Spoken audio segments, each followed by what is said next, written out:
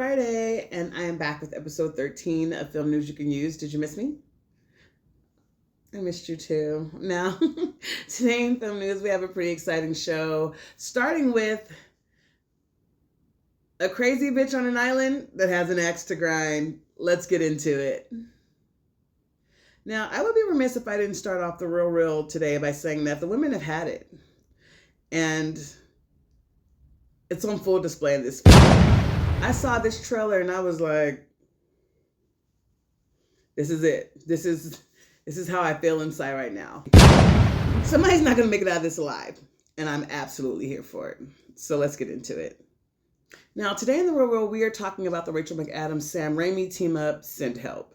Now, Send Help is being brought to us by 20th Century Fox Studios and Sam Raimi. And now we know Sam from partnering up with Zendaya on shows like Euphoria, films like Malcolm and Marie. He's pretty much Zendaya's film production partner in crime, right? He's also teamed up with McAdams before somewhere off in the Marvel universe. Don't ask me because I don't know. You know, I don't like Marvel. It's cool, but you know, it's not really my thing. However, they're back teaming up on Send Help, and I love it. So let's get into the plot. Now, Rachel McAdams is starring in Send Help as Linda Little, Liddle. See what he did there? Now, she is this overlooked, overworked employee who has this asshole, overbearing boss who basically puts her down, makes fun of her, just makes her feel like shit. They end up stranded on a deserted island after a plane crash on the way to a business trip, and he ends up having to depend on her for his survival, and it turns into this psychological game of like survival of the fittest, and there's all this tension and get back, and I mean, Sam Raimi calls it an underdog story, and I am honestly rooting for Linda. Let's get into the trailer, and I'll be right back.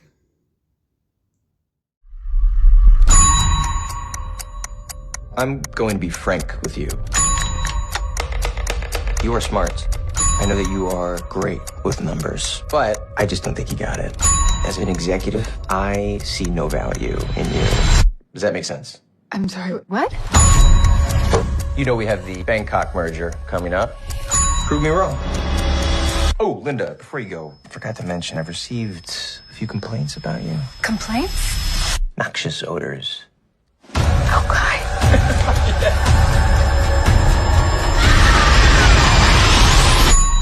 Take your seats, you're a little bitch.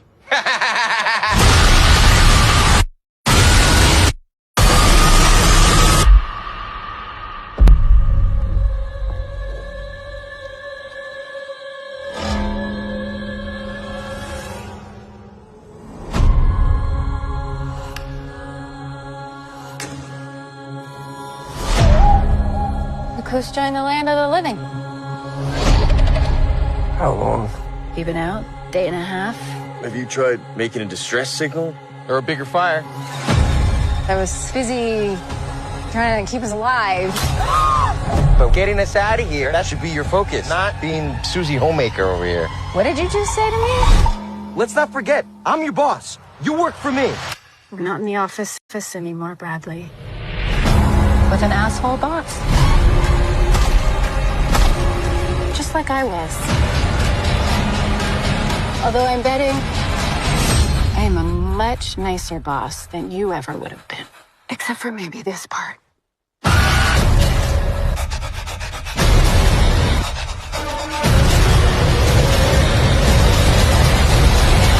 I don't think we should ever leave.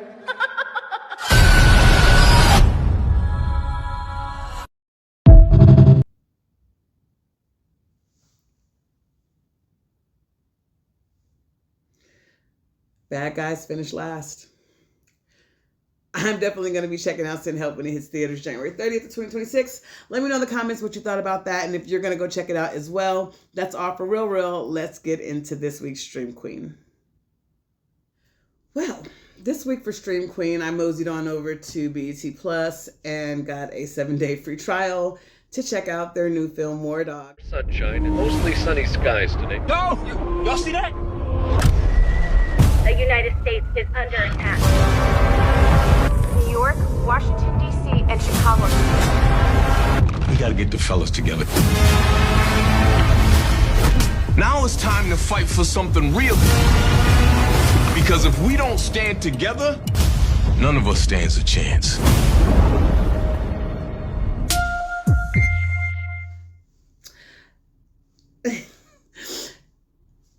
I feel so cheesy. Okay, so I really thought this was like a cool movie because it has so many people in this film that we grew up knowing and loving, right?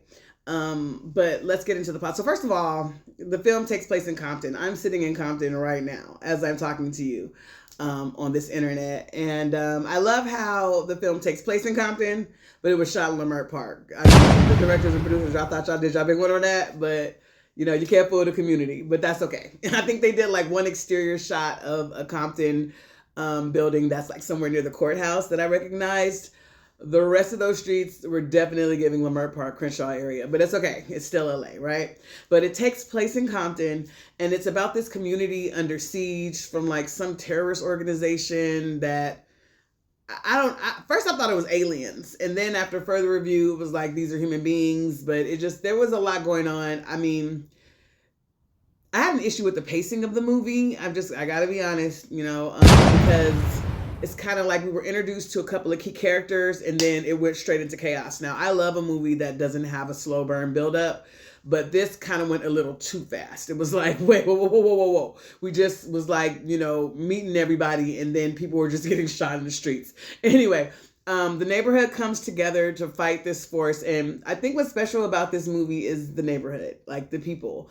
There's so many like wonderful actors in this film that we grew up watching. Carl Payne is in this. Michael Beach stars in this. Kadeem Hardison co-stars in this. You've got Brandon Quinton Adams in this. You've got the Black Power Ranger in this. Shout out to my guy. I don't know his name. I'll put it in post. Raven Simone is in this at some point, snatching off a wig. And Lawrence Hilton Jacobs from Cooley High and so many other films is in this as well. Golden Brooks. I mean, it's a proverbial who's who of people that we grew up watching on different sitcoms and films that, you know, we love and adore to this day. So for that, it gets definitely 2 thumbs up for me. It's streaming right now. It just dropped today. Check it out. It's on BET Plus only. Let me know if you've seen it already and what you thought, but that's all for Stream Queen. Let's get into Studio Shade. All right, y'all. So this week in Studio Shade, there's a lot going on in Saudi Arabia. Think that the people of Saudi Arabia and the Saudi government all share. Okay, so you also believe that the Chinese government and the Chinese people are exactly the same. It's just racism. I think it took me a second because when people are going like, oh, you're doing something unethical. I'm like, oh, these must be ethical people. Let me listen. And then you're like, oh, no, you're just racist. I have 2 words for you, Jamal Khashoggi, and that's the Washington Post reporter that was murdered. I would argue that the comedians that took that check to play the Riyadh Comedy Festival, which is an anomaly in itself in a bad way, I think that they have blood on their hands. I think it's disgusting. I am shocked at some of the names and not so surprised at others. But, you know, it's a big world out there, and I know that a lot of them are now trying to backtrack. This is a very young country. Like half the country is under the age of 25, and things can really change. And to me, like a comedy festival felt like something that's pushing things to be more open and to push a dialogue. And you kind of have to make a choice of whether you're going to isolate or engage. And for me, especially being me and looking the way I do and being from a Muslim background, it felt like something I should be a part of. Part of the fee should go to support causes that support, you know, free press and human rights. And like which causes specifically, or you thinking? I think I read about Reporters Without Borders, which I think that's is really a great organization. And Human Rights Watch. Just say that you wanted the money. Just be upfront and be like, you wanted the money, mate. Like, don't make it out like you were trying to do some kind of policy change or change people's minds. You just wanted the money. You've just showed that you could be bought too. That everybody can be bought, even the dissidents, even the protesters, even the rebels, even the artists, even the ones that are supposed to say, hey, the emperor's naked. It's so disappointing. Because you're essentially now being like, no, he's got socks on. What was so great about it was the people there. You could feel it, like they needed it, they wanted it, and they wanted you to push.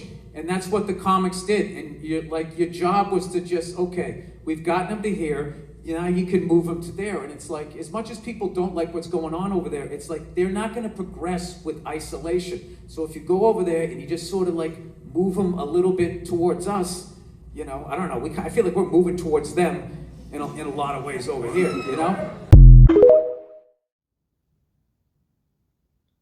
So not only did they just host this comedy show that has some of our best and brightest comedians where they pay people ungodly sums of money to come over there and do jokes that they probably normally couldn't do over there.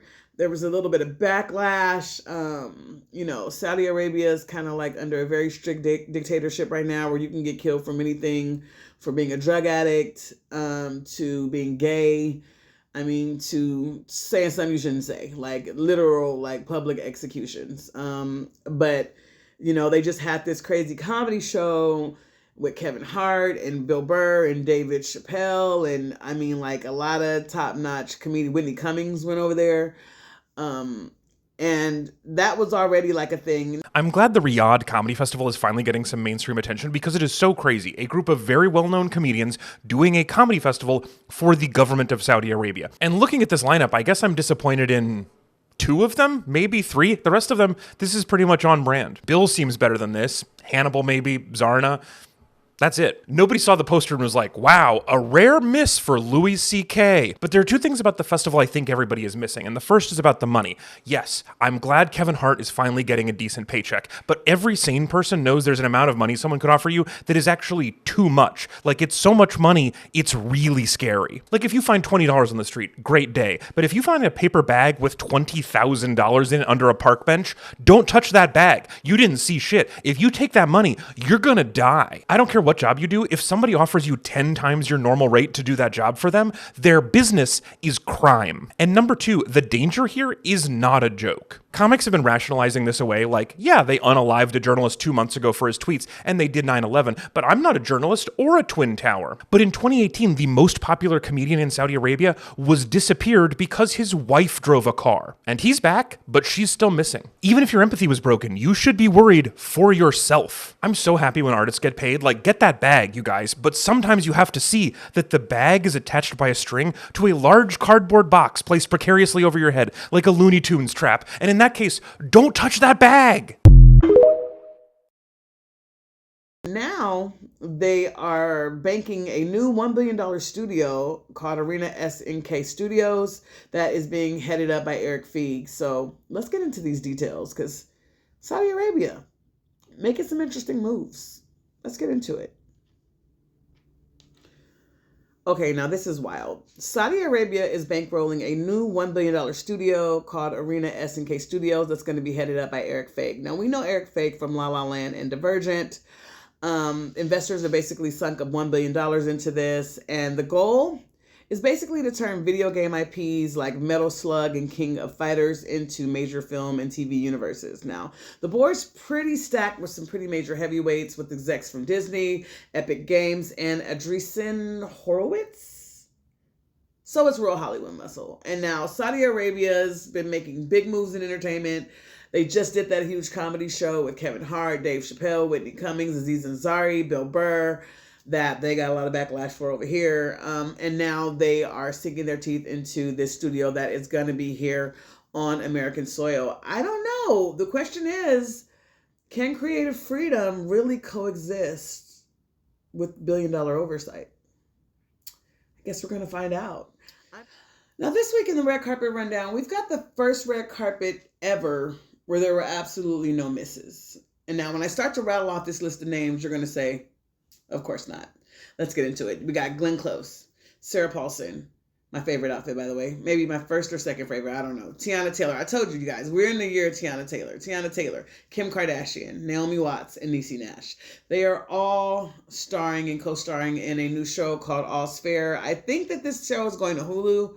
It is. It's going to Hulu Disney. And it's about some kind of beauty company and a bunch of cutthroat shit going on with these women at this company. All I can say is everybody on the red carpet got a 10 out of 10. I'm crazy and I like to be a little bit outlandish with my fashion. So I'm going to have to say that either Sarah Paulson or Tiana Taylor's looks were my favorite. I'm going to do less talking and let the sound effects do what they got to do. Let's get into it.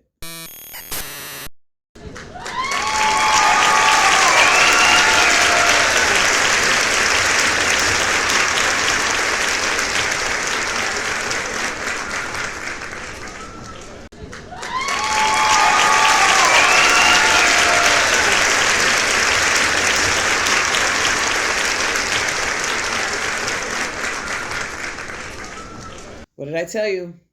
All hits, no misses. Shout out to Glenn Close, looking absolutely fabulous at 78, 80, something like that. And shout out to Tiana Taylor. That outfit was absolute chef's kiss. And Sarah Paulson with the couture fashion that makes sense. I love it when something's couture, but like still makes sense, you know? So shout out to those ladies. They look absolutely fabulous. I guess I can get you guys some more information on All's Fair when I learn more about it. But that's all for this week. Thanks for rocking with me. I'll be back next week, God willing. And until next time, this has been Film News You Can Use.